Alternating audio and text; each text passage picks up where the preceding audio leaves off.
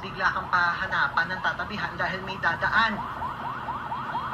Sa Republic Act 4136 o Land Transportation and Traffic Code at Presidential Decree 96, tanging mga ambulansya, mobil ng pulis at truck ng bombero at sundalo at ibang emergency vehicles lang ang pwedeng gumamit ng wangwang.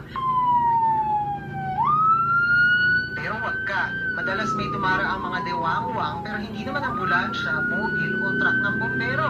Yung iba nga sumisingit pa sa EDSA bus carousel. Tapos na dapat ang mga araw na yan dahil base sa Administrative Order 18 ni Pangulong Bongbong Marcos na pirmado nitong March 25, bawal ang mga opisyal at tauhan ng gobyerno na gumamit o maglagay ng wangwang, blinker at iba pa mga pasirena sa sasakyan. Ang Land Transportation Office o LTO, hinikayat ang publiko na i-report sa kanila kung may maiispatang pribadong sasakyan o government LTO sa 0929-292-0865. Maaari rin daw mag-report ng mga online scammer na nagpapanggap na taga-LTO sa hotline. Para sa